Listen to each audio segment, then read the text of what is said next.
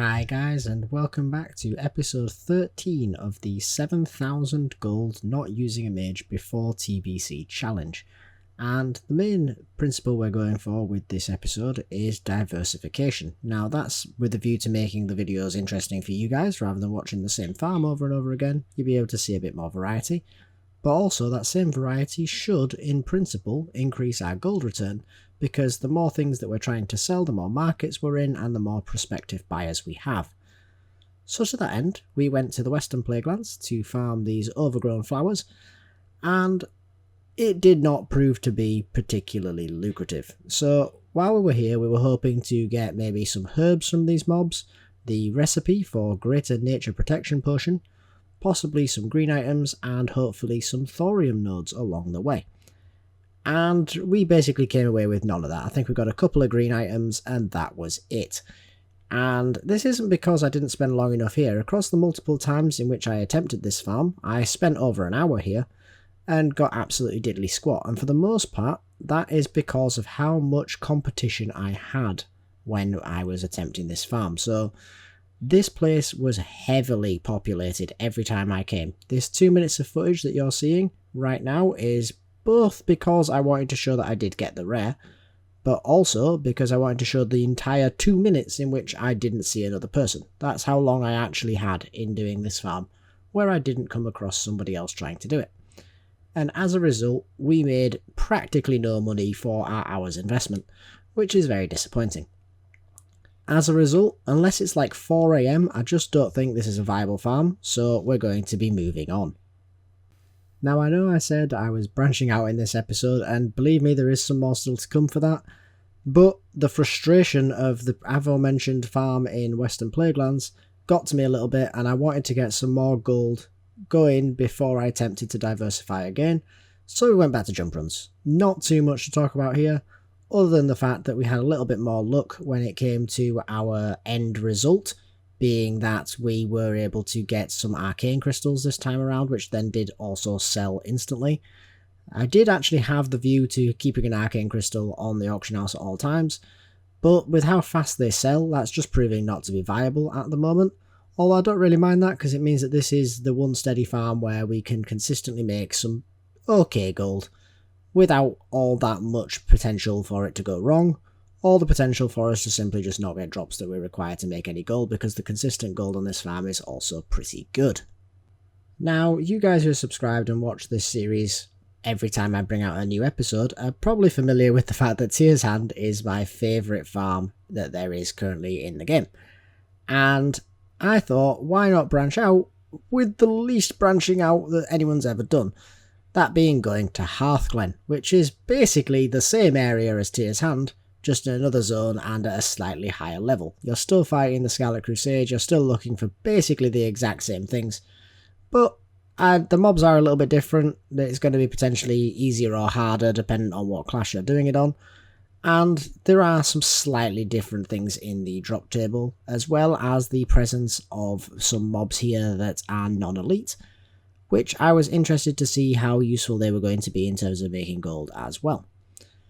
Now, this farm did prove to be a little bit better than our exploits in the cave that we showed you before, however, not by a great deal. I do feel as though this farm is ultimately going to be a better one for us than the cave in future, but we didn't really have all that much luck in terms of our drops. We were able to farm reasonably consistently this time around, killing mobs quite easily, and they were reasonably plentiful.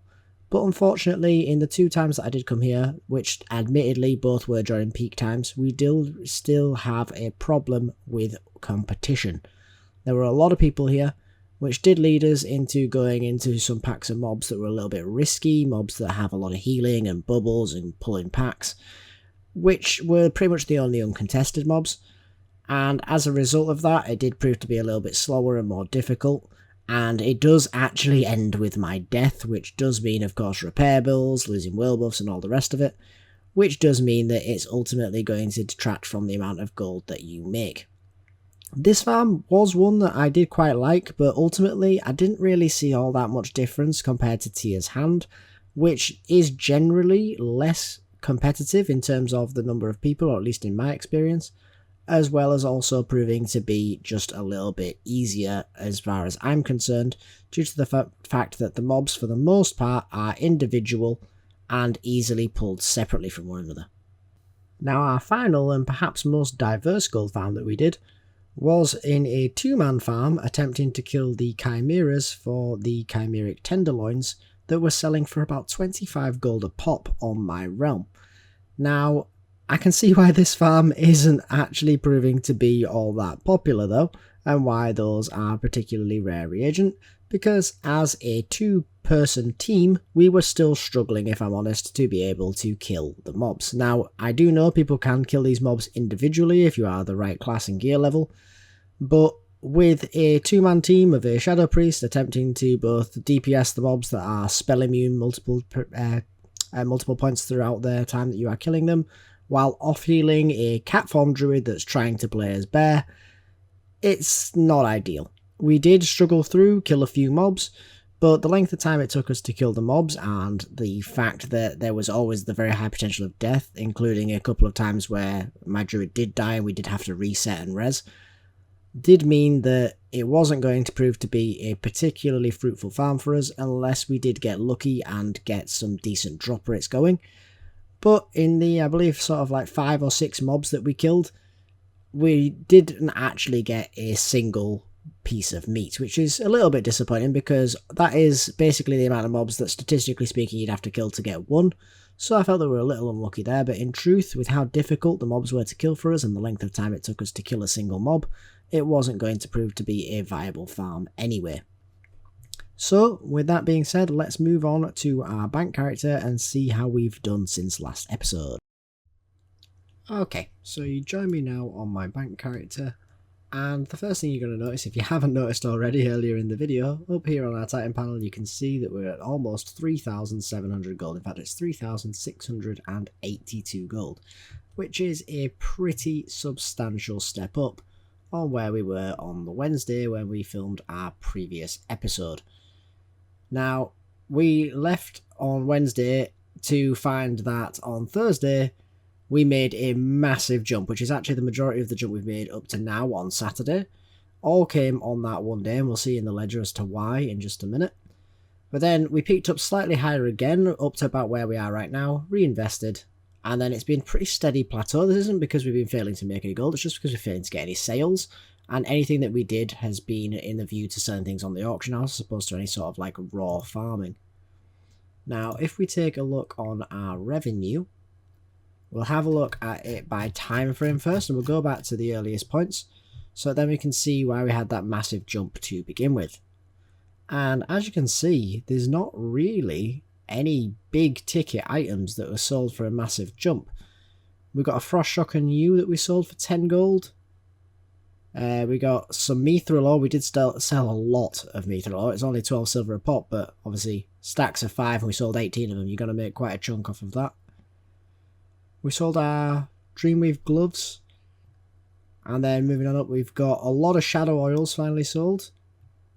And then if you look here, this is obviously that same day, 2 days, however many hours ago. We did actually get quite a few sales of Elixir the Mongoose. We got a lot of sales of small radiant shards, some more shadow oils, a green. There we are, arcane crystal, that's what's going to make our big jump. It was only the 24 gold because the price is absolutely horrible right now. We did also get some small radiant shards sold as well, so as you can tell it wasn't a big ticket item so much as it was just that it was a great day for sales.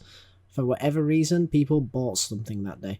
I imagine this is of course because it was a Wednesday, so all of our consumables and things that are used to make consumables and so on are obviously going to shift real well, and then the fact that we got arcane crystals or things of that nature sell as well is probably just a nice happy coincidence. But then moving on up, we're going to find that there's not an awful lot to talk about because it's all just going to be, as you can see, it's all white items. So it's going to be cloths, ores, things of that nature all the way up, maybe the odd consumable here and there. Another Frost Shock and U we managed to sell. Essence of Water, Azerothian Diamond, and another Arcane Crystal. We're doing really well out of our jump runs recently. We're going to have to reinvest in that because unfortunately, while Arcane Crystals are really cheap right now, They're not the hardest thing in the world to get either, so I was trying to keep one up on the auction house at all times. Problem is, as soon as I get one and I put it for sale, it's sold, which is a nice problem to have. But it means I don't have a nice supply steady just waiting there, and I need to pretty much just keep going back and keep going and doing jump runs. Sold the Emerald Dream, the Druid one. I'm guessing the trinket for Druids is nowhere near as competitive as the trinket is for Shaman, as the price is less than a third. And then moving on up to just this morning, I've just collected the gold for our Shadow Weave pants, but that's about everything of note on there. So finally we'll take a quick look at what we've got still in our bag and on the auction house. So pretty much the same as you've seen before. We actually have a few more iron grenades simply because we were leveling our engineer and he happened to come across the pieces to make more iron grenades. So I thought, why not while I'm there. We've still got our skeletal club. We've also of course got our crafted items, our dream weaves, our black mage weave and our true faith. And then just a couple of consumables in free action potions and oil of immolation. However, looking on here now for the auction house. Again, considerably more crafted stuff. A grunt shield of the tiger we thought we'd sell. It's only a gold, but we got that. It's going to be a nice shield for somebody out there. We've got Embersuck Cord of Fiery Wrath. We're hoping that one actually was to sell because plus fire damage. A lot of people like to level their mages now as fire, but obviously mages are not particularly prominent for being leveled at the minute. Most people have already got them. Mystical Leggings of the Owl. Hopefully going to be a pretty decent one there. It's a quite nice suffix to get on Mystical Leggings. That. Still got our Elegant Cloak of Shadow Wrath. Was really hoping that one would sell a little bit better. And we still got our Major Mana chest as well. A few more greens in there. We've got our BOE Blues, Briar Treaders, and Crystal Pine Stinger. That's a tough one. And to sell still, as well as a few more greens. We did get a Glorious Leg Plates of the Bear to sell for 12 gold from a random mob in our jump runs. Now, that's probably the first item I've ever had in Classic that I wish I had it in retail instead because it's worth considerably more, but still I'd happily settle for the 12 gold right now. Green two-handed sword, loads more of our crafted stuff, our Shadow Weave, sells like hotcakes, as well as of course all of our consumables. Moving on down, nothing much more of interest, but a lot of consumables, then just a few thorium ores and gold ores that we've got along the way as well. Now, one thing to note is that our total value of posted auctions has dropped dramatically. We're down at 701 gold. And I don't know if I pointed it out before, but if we look on our TSM as well, for the last 3 days of revenue, you'll notice that we've made 692 gold in our sales, but that's across 787 items, which of course means that we have had quite a dip in terms of the average value of any given sale. So yeah, not fantastic, but at least our overall gold is looking great. But that's going to about wrap it up for now, guys. I do hope that you enjoyed the video. If you did, then please do consider subscribing to the channel so you'll be kept up to date when the next one comes out. But for now, guys, thanks for watching, and I hope to see you in the next one. Later!